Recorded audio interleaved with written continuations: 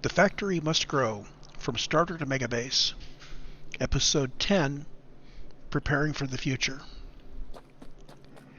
We now have automated production of robots, which are going to help us construct the remainder of the base, along with a modest supply of construction robots, which will pick up items that we want in our inventory and will provide us with those items, and will pick up items from us that we do not want, and we'll stash them here. And I want to get a rather large storage area, because we are going to be taking advantage of that. So our next steps are going to be to expand the factory out so that we are producing processing units and modules, specifically the productivity 1 modules and the speed 1 modules, which we need a small number of. Remember, our initial goal is launch a rocket, and we'll use that base to stage up from there, but launch a rocket is our first base. We have a limiting factor. As our factory grows, we are going to continually be adding more to our power grid, which is currently dependent upon the small power poles, which require wood, which we don't automate. Now, we do have a forest in the northeast and a forest in the southwest that we could have our robots harvest, but first of all, it takes a long time for us to get out there. I could spend maybe an hour setting up the logistics network to go all the way out there and marking some for harvest and getting a bunch of wood back. That's boring, and it doesn't last for long, because eventually we will need better power distribution. So I am going to go for the better power distribution immediately. So our power now comes from medium electric poles, which require copper, steel, and iron sticks, and big electric poles, which also require copper, steel, and iron sticks. So we need some iron sticks, and we need some medium electric poles, just like that. And for now, I am still using the small power poles. Obviously, we need steel input. We're going to need to pass these through, and we'll need to put this in a box. I'm going to limit these based on the contents of the logistics network.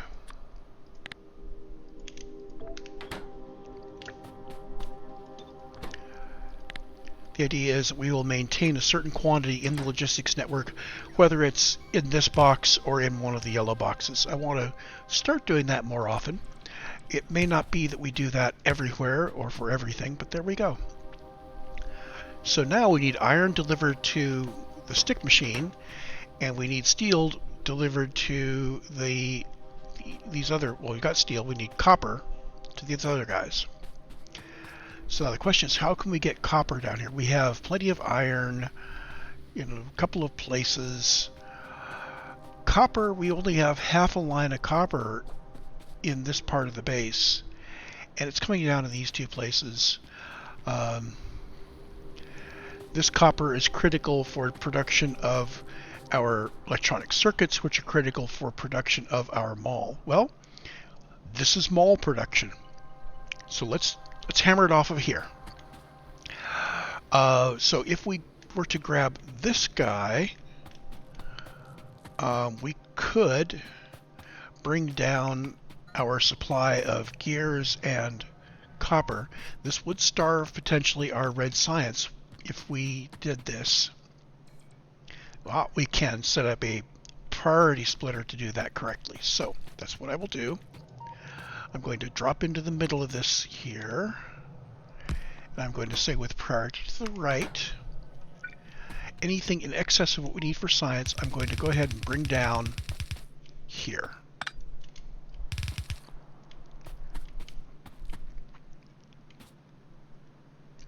So this will have copper and gears, and we still need iron and green circuits down here.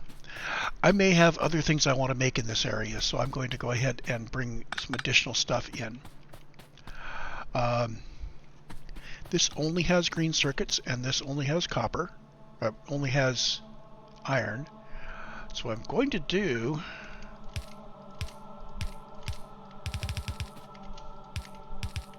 is that. So this is kind of a microbus. It has everything we need to build a lot of stuff in the game.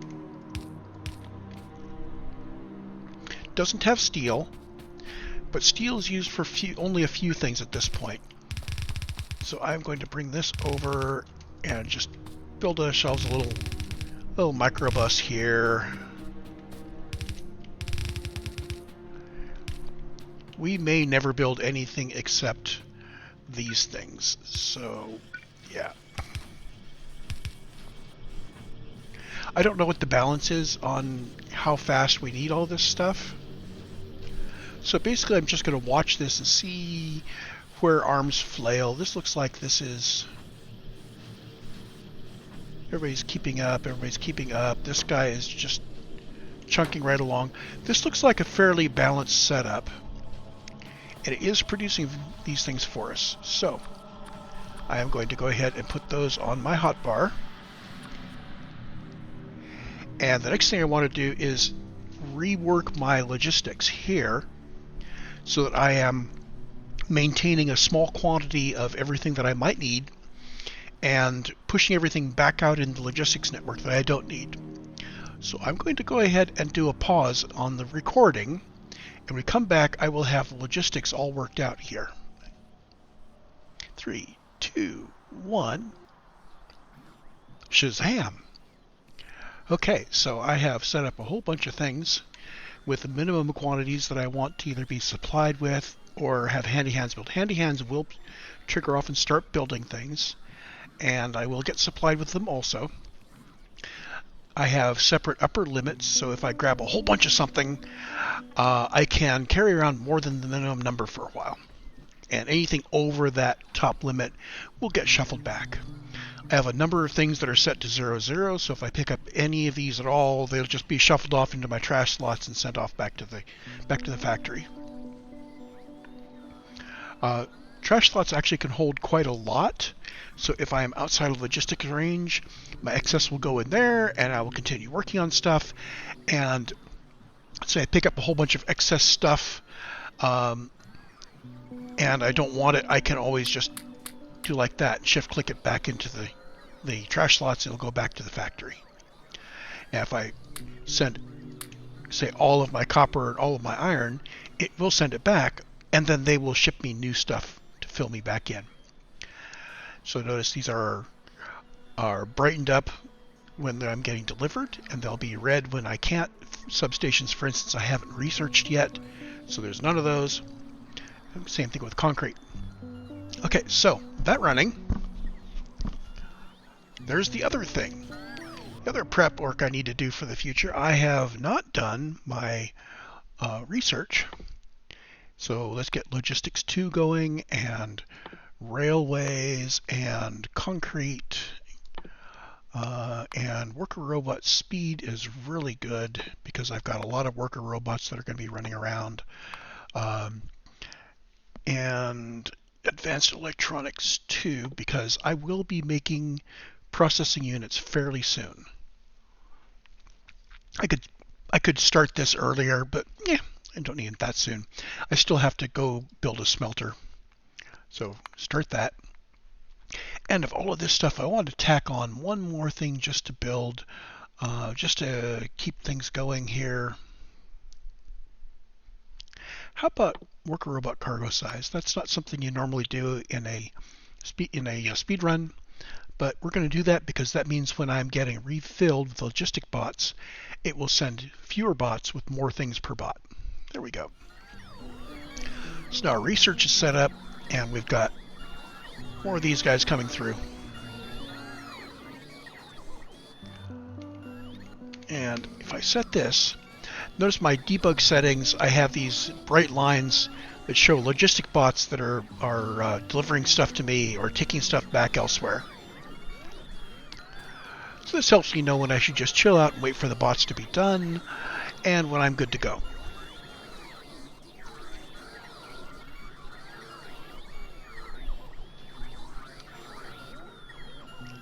And it is... What are we delivering here? Oh, the iron plates were a long ways away, and I requested a whole bunch of them, didn't I? Okay. Yeah, if you're gonna drop a bunch of stuff like that, it's probably good to reclaim some of it right back from the trash, rather than forcing robots to come kick stuff out of your trash and put it in a yellow box, and other bots to come grab some fresh stuff and bring it to you. So yeah, I was doing a little bit of logistics robot abuse there. Speaking of which, I would like to make more bots. I would like to increase the number of robots in the area. And our initial set was 300 construction bots and 100 logistic bots. And we are controlling that by feeding the electronic circuits into construction and the advanced circuits into logistics explicitly to do this. So, for instance, one stack of red chips will, 200 red chips will make 100 logistic bots, and same thing here, and 600 would make 300. So I'm going to do 3 stacks of green and 1 stack of red, which turns into bots. So let's go find my green chip stash, and I need 1 stack of that, which I'm going to transport. And my red chip stash, I need 1 stack of this.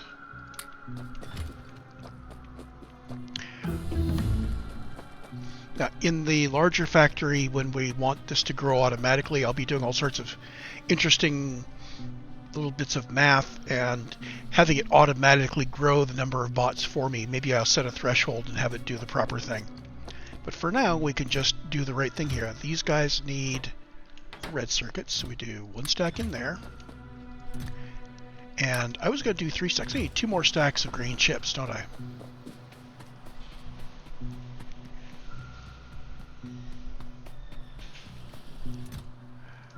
And there's 2 stacks. Just barely. Totally planned, right? Right. Okay, and now we put 2 stacks of green in there, and the robots are going to fill me back up.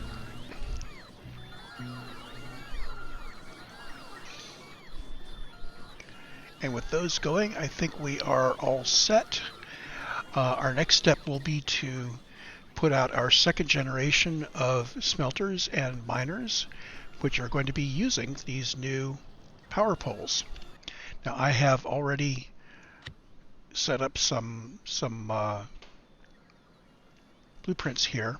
So 2nd generation mining has the power poles and the lamps there in line, which means these will pack slightly tighter. It also means I completely forgot I needed to automate the lamps, I think. Am I building lamps? I don't think I was building lamps. Lamps are not something I normally put inside a starter base. I usually have to tack them on later when I realize that things are getting dark. I must have made a bunch of lamps by hand at some point and tossed them in a box somewhere.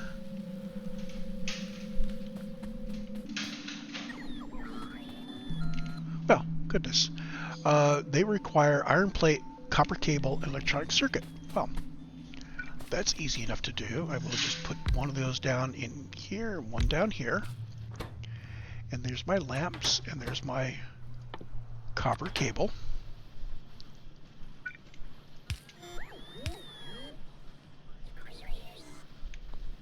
And I'm going to do that. The difference is this is going to be lamps. I'm going to build up to 150 of them.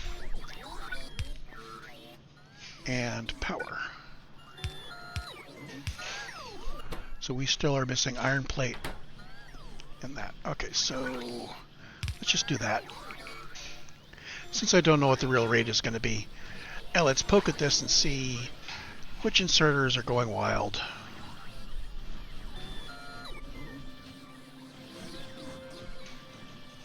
This inserter is going pretty wild. If I put that in, do we ever catch up?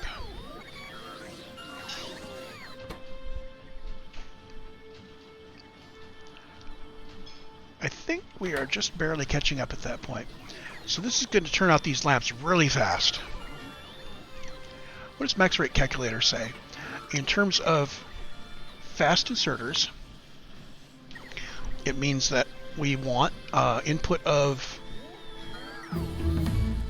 well, let's do it in terms of long handle inserters. First of all, we need 1.3 long handle inserters for plates and 1.3 for this. So I need one more to run this at speed. We need 3, so this needs to go up to there. And copper needs another one of those.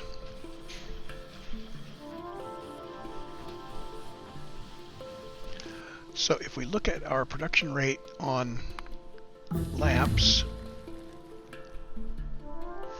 we're now at 62.1 lamps per minute. Woohoo! And supposedly, this is 1.3. Well, let's take a look in items per minute. This says that we should be able to build 90 lamps per minute.